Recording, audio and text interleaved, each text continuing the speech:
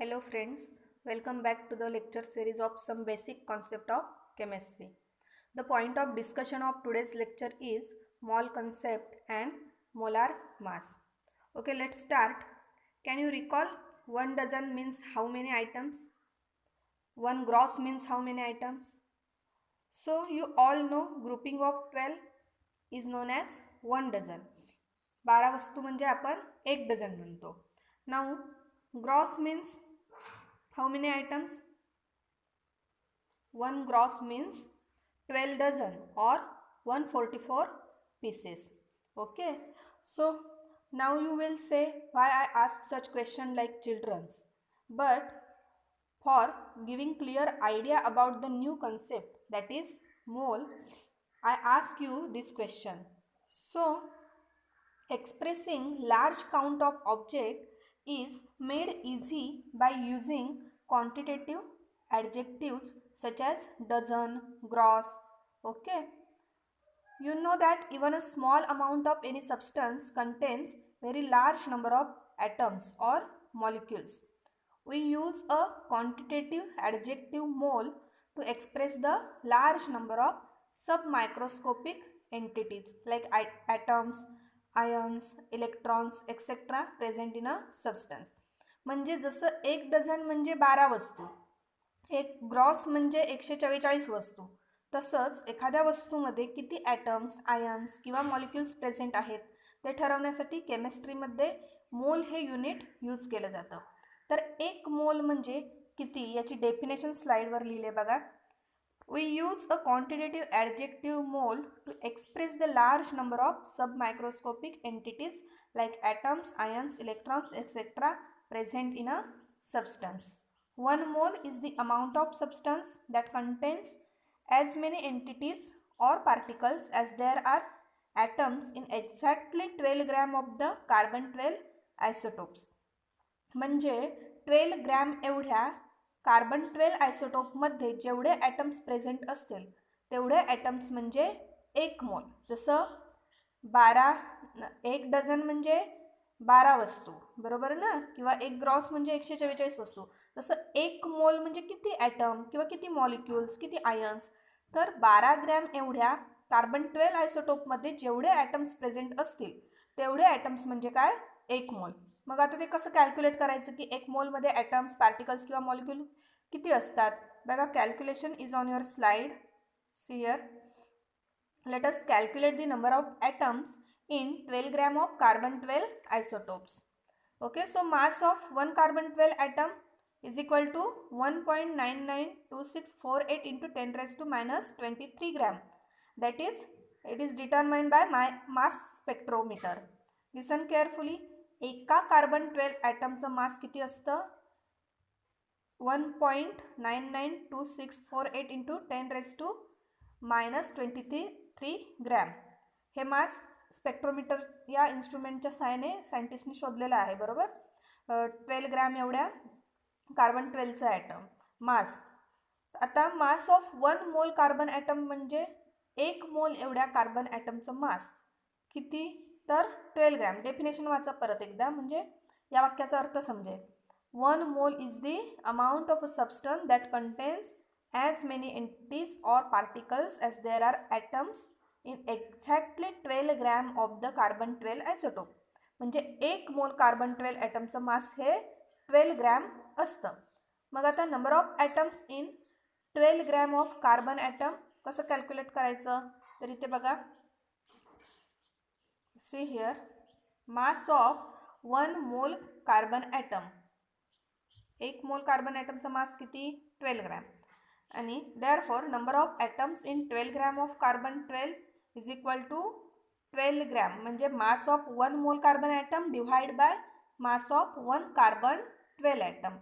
मग 1 mole carbon ॲटमचं mass किती आहे, 12 ग्रॅम आहे, बरोबर ना, डेफिनेशनमध्ये सांगितलेलं आहे. Divide by 1.99 into 10 raise to minus 23 gram per atom. हे काय आहे, मास ऑफ 1 कार्बन 12 ॲटम आहे. मग ज्यावेळी हे तुम्ही कॅल्क्युलेशन सॉल्व कराल त्यावेळी तुम्हाला 6.022 इंटू 10 रेज टू 23 ॲटम्स पर मोल ही क्वांटिटी मिळते. Thus, 1 mole is the amount of a substance that contains 6.022 into 10 raised to 23 particles or entities such as atoms, molecules or ions. So note that the number of the unit is mole and the symbol for the unit is MOL. Okay, and the number 6.0221367 into 10 raised to 23 is known as Avogadro's constant in the honor of scientist Amido Avogadro. And in SI system, mole was introduced as 7th base quantity for the amount of a substance. Means 1 mole of any substance contains Avogadro's number of mole. Example, see here, so this is 6.02 into 10 raised to 23 equivalent to 1 mole. Means 1 mole always contains 6.02 into 10 raised to 23. Next, here also Avogadro number. Next,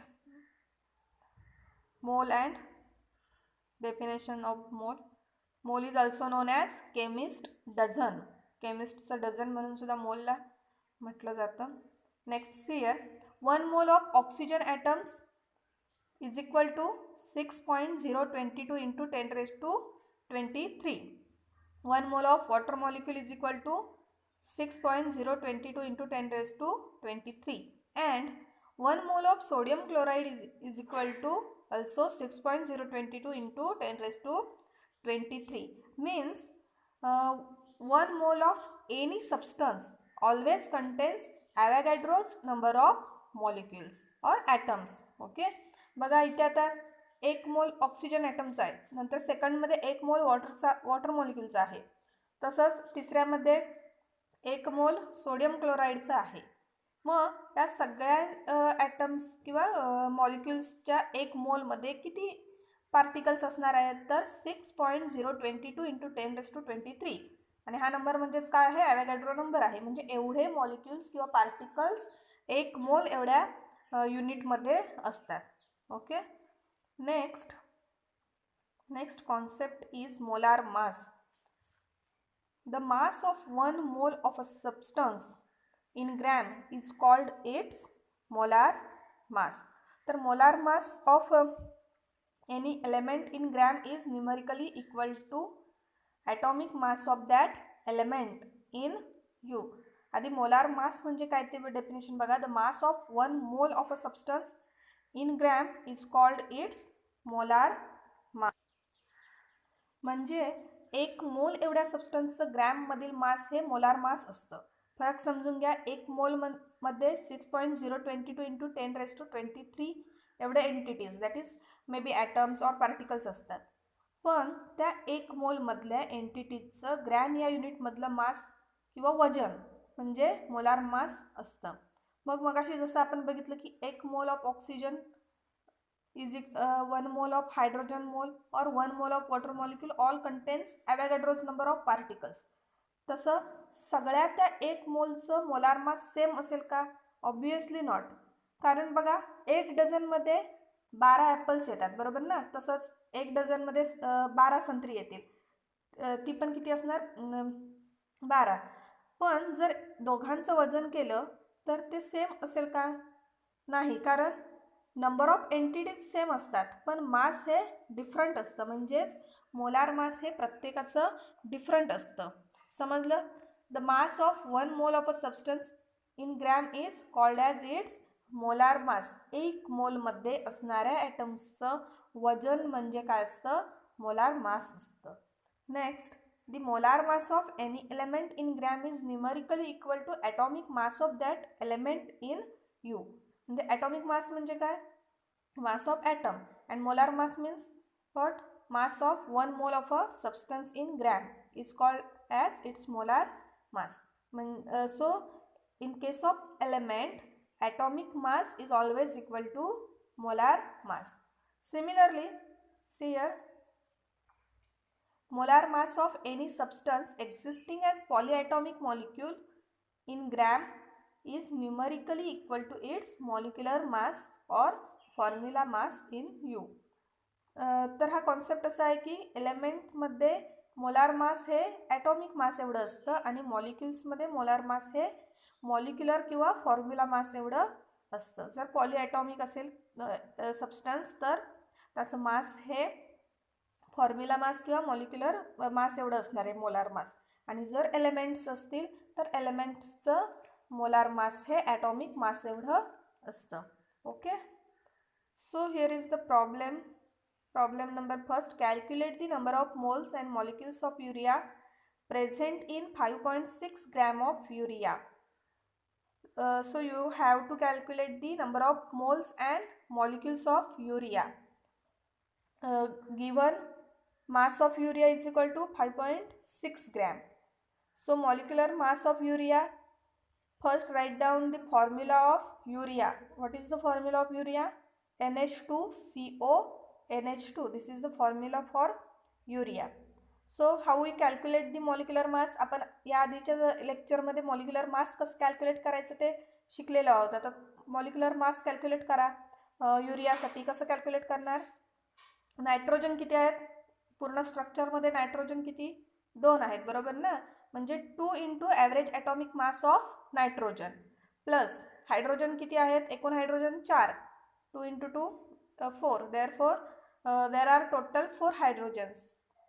4 into average atomic mass of H plus carbon 1 आहे म्हणजे 1 into average atomic mass of carbon and last 1 into average atomic mass of oxygen.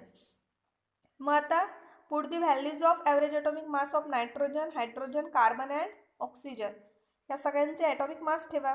नायट्रोजनसाठी किती असतं average atomic mass? नायट्रोजनचा atomic number 7 आहे आणि atomic mass त्याच्या दुप्पट करायचं. 7 आहे ॲटॉमिक नंबर तर 14 ॲव्हरेज ॲटॉमिक मास. नंतर हायड्रोजनसाठी ॲटॉमिक नंबर 1 आहे, मास नंबर किती असणार? हायड्रोजनचा 1च असणार, बरोबर ना? Next average atomic mass of carbon. कार्बनसाठी किती असतं? 12 ठेवा तिथे. नंतर average atomic mass of oxygen. ऑक्सिजनसाठी किती? 16. मग हे व्हॅल्यू भरल्यावर तुम्हाला काय मिळणार? मॉलिक्युलर मास ऑफ युरिया मिळणार, बरोबर? मग ते किती मिळालेलं आहे तुम्हाला इथे? 60 U. U म्हणजे युनिट आहे ते, atomic unified mass unit. So molecular mass of urea is equal to 16 U. मग मोलार मास काय असणार आहे त्याचं? मोलार मास ज्यावेळी मगाशी जाता बघितलं ना की एखादा जर पॉलीॲटॉमिक असेल कंपाऊंड तुमचं स्ट्रक्चर तर त्याचं मोलार मास हे मॉलिक्युलर मास किंवा फॉर्म्युला मास एवढंच असतं, बरोबर ना? हे टेबल बघा परत एकदा.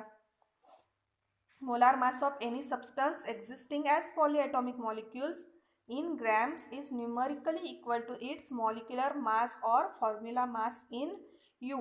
मग आता तुम्हाला हे मॉलिक्युलर मास किंवा फॉर्म्युला मास U मध्ये भेटलं, बरोबर ना? 60 U. मग आता ते कोणाशी इक्वल असणार आहे? मोलार मासच आहे ते पण त्याचं युनिट काय असणार आहे इथे? ग्रॅम पर मोल.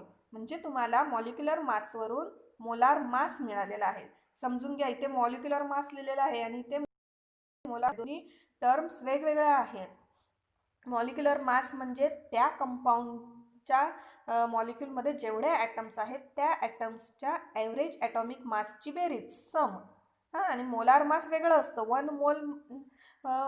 1 मोल एवढ्या ॲटम्सचं मास असतं ते. 1 मोलमध्ये असणाऱ्या ॲटम्सचं मास असतं. पण आपल्याला एक तिथे हिंट दिलेली आहे की पॉलीॲटॉमिक सबस्टन्सच्या केसमध्ये मॉलिक्युलर मास हेच मोलार मास असतं, पण मॉलिक्युलर मास हे U मध्ये असतं आणि मोलार मास हे ग्रॅम पर मोलमध्ये असतं. So here we got the molar mass of urea. Next, number of moles. So how you calculate the number of moles? Formula for calculating number of moles is mass divided by molar mass. So mass of urea in gram divided by molar mass of urea in gram per mole. So in problem you have to given mass of urea. See here, urea present in 5.6 gram of urea. So write here mass of urea as 5.6 gram and molar mass आत्ताच आपण calculate केलं किती आहे ते 60 gram per मोल.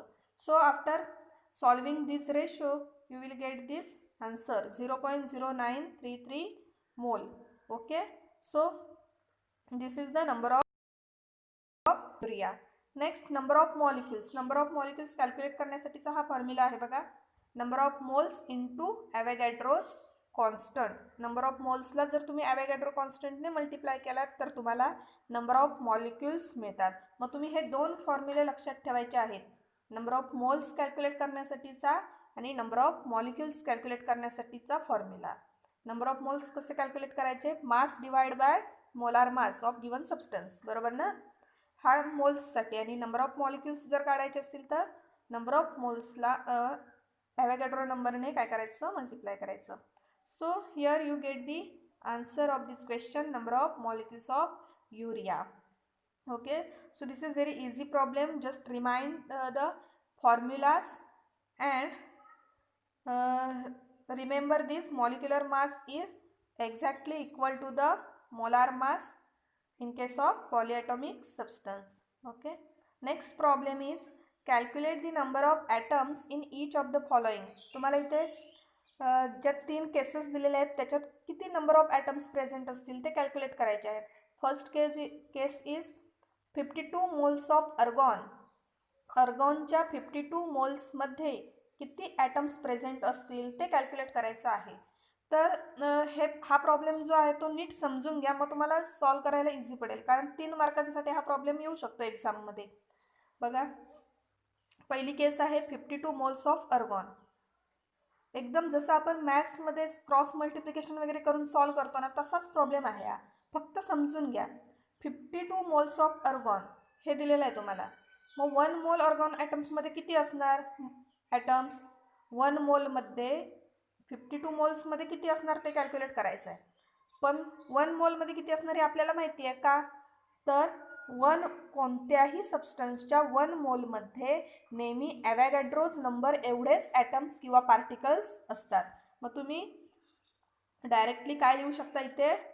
1 mole of argon atom is equal to 6.022 into 10⁻23 atoms of argon. म्हणजे जर अर्गॉनचा 1 मोल एवढा ॲटम असेल तर त्याच्यात एवढेच ॲटम्स प्रेझेंट असणार. समजलं? कोणत्याही सबस्टन्सच्या 1 मोलमध्ये ॲव्होगॅड्रो नंबर एवढेच ॲटम्स असतात. मग हे तुम्ही लिहिलात. मग आता तुम्हाला एक इक्वेशन मिळालं ना, 1 mole is equal to Avogadro number of atoms, then 52 moles is equal to how many atoms. Simple आहे. जसं तुम्ही मॅथ्सला कॅल्क्युलेट करता तसंच क्रॉस मल्टिप्लिकेशन करून सॉल्व करायचं आहे. 1 mole is equal to 6.022 into 10⁻23 atoms, then 52 moles of argon is equal to how many atoms. मग हे तुम्ही क्रॉस मल्टिप्लिकेशन केलात की याचं तुम्हाला आन्सर मिळेल. Okay, so this is the answer of first case.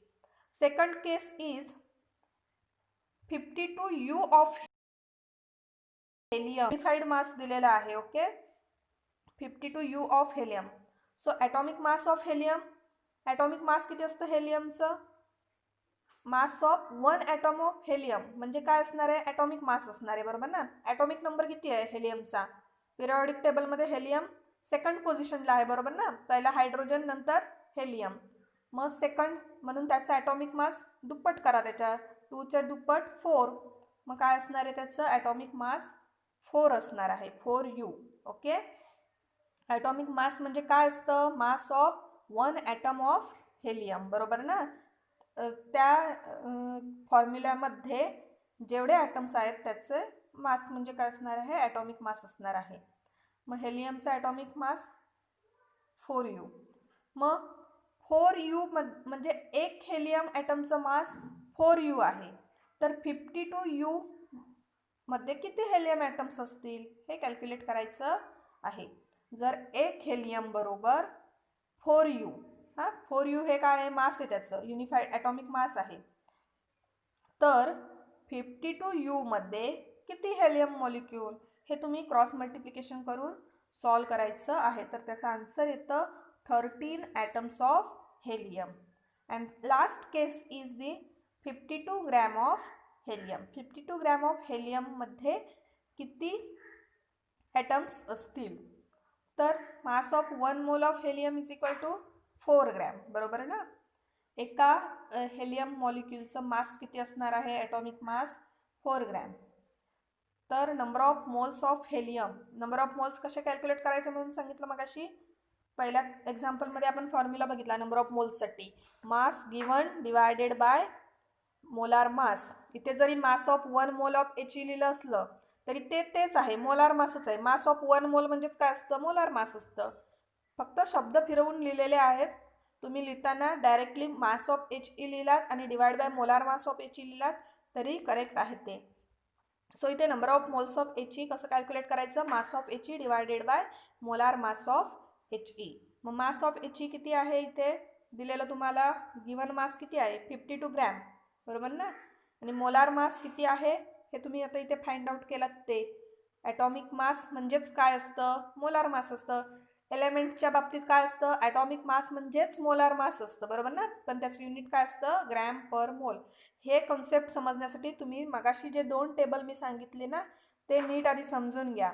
Atomic एलिमेंट्सच्या बाबतीत ॲटॉमिक मास हेच मोलार मास असतं. आणि पॉलीॲटॉमिक सबस्टन्सच्या बाबतीत, आता पॉलीॲटॉमिक म्हणजे काय?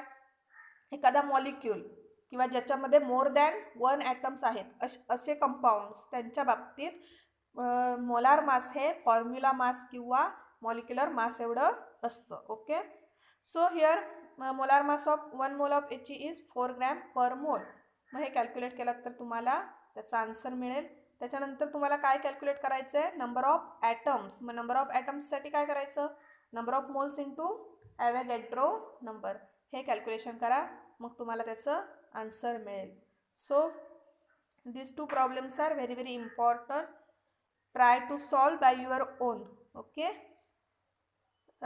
Here I solve these problems in easy way. तेच प्रॉब्लेम आहेत, तेच कॅल्क्युलेशन आहे. फक्त मी काय केलं इथे, जसं आपण मॅथ्समध्ये घेतो ना एक्स वगैरे मानून, तसं मी इथे लिहिलेलं आहे जेणेकरून तुम्हाला पटकन समजेल. कारण तिथे कसं डायरेक्ट स्टेप दिलेले आहेत, पण मी इथे तुम्हाला समजण्यासाठी लिहून ठेवलं आहे. आणि क्रॉस मल्टिप्लिकेशन वगैरे तर ते रेफर केलात तरी चालेल किंवा ह्या स्लाइड्स वाचा, तेच आहे ते आन्सर. सेकंड प्रॉब्लेमसाठी मी लिहिलं आहे, हे बघितलं तरी चालेल तुम्ही.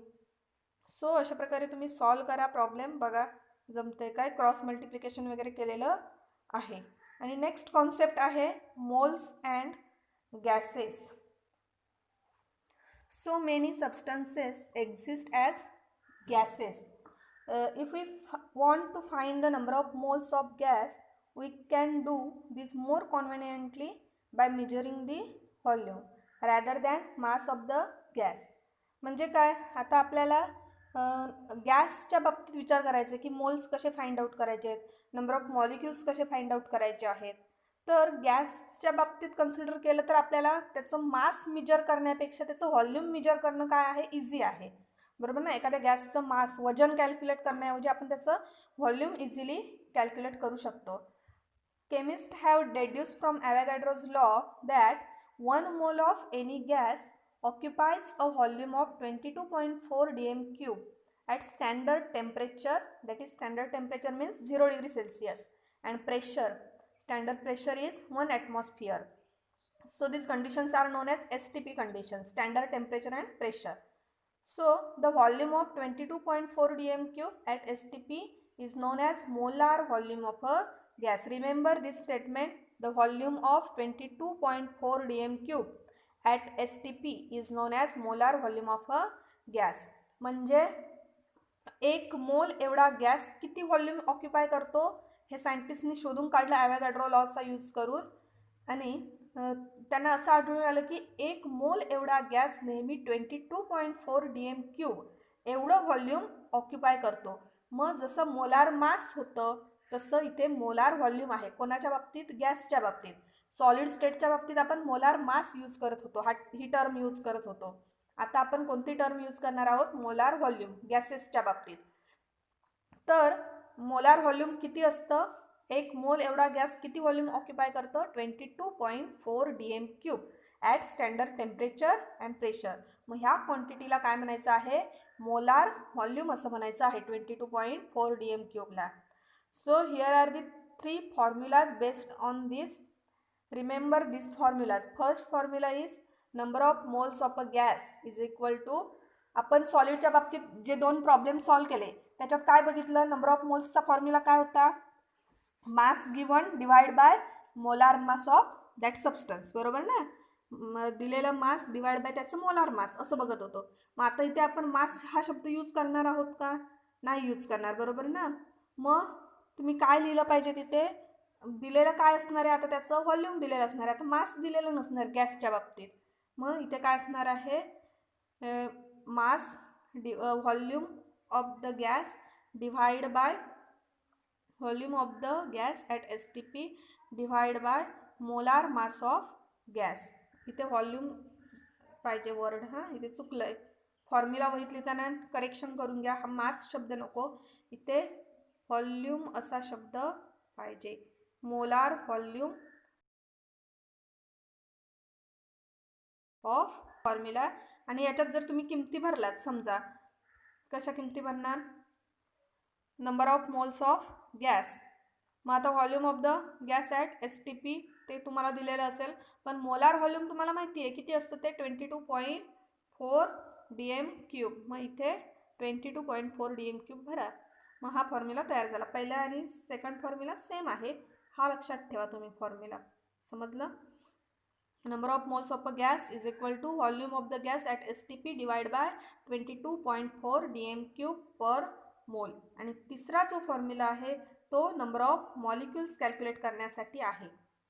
नंबर ऑफ मॉलिक्युल्स जसं त्याच्यासाठी होतं तसंच इथे पण सॉलिड स्टेटसाठी काय होतं, नंबर ऑफ मॉलिक्युल्स कॅल्क्युलेट करण्याचा formula number of moles into Avogadro number. So same formula for gases state also.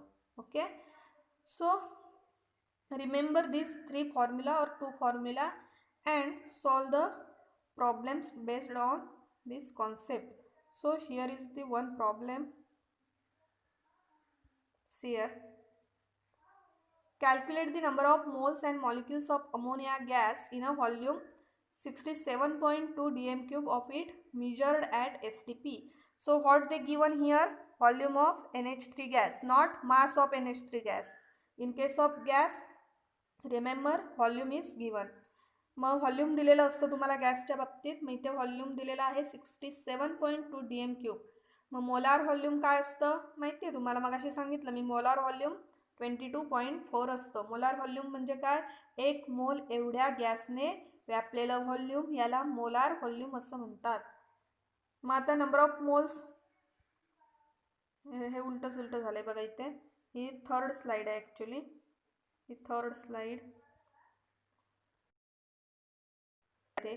इथे बघा number of moles, number of मोल्ससाठीचा फॉर्म्युला काय आहे, volume of the gas at STP divide by molar mass of gas. मग volume of the gas किती दिलेला आहे 67.2 DM³. मग ते इथे भरा. नंतर मोलार व्हॉल्यूम माहिती आहे तुम्हाला गॅसचं 22.4 असतं, मग हे कॅल्क्युलेट केल्यावर तुम्हाला आन्सर मिळेल. नेक्स्ट नंबर ऑफ मॉलिक्युल्स कसे कॅल्क्युलेट करायचे, हे मिळालेले number of moles into 6 point म्हणजे ॲव्होगॅड्रो नंबर. मग तुम्हाला हे कॅल्क्युलेशन केल्यावर आन्सर मिळेल. मग हे इथे 2 आन्सर्स लिहिलेले आहेत बघा, नंबर ऑफ मोल्सचं आणि number of molecules. Okay, so हे त्याचा आन्सर नाही आहे, मे बी हे पाठच्या स्लाईडचा आन्सर आहे. ओके, सो डोंट कन्फ्यूज होऊ नका, ही स्लाईड डिलीट आहे. Okay, next remember this, remind mole, molar mass. Okay, so this is the revision. So पुस्तकातून पण एकदा परत वाचा आणि हा व्हिडिओ नीट ऐका, तरच काय ते कॉन्सेप्ट समजणार आहे. मोल म्हणजे काय, मोलार मास म्हणजे काय, कसं कंपेअर करायचं. Okay, thank you.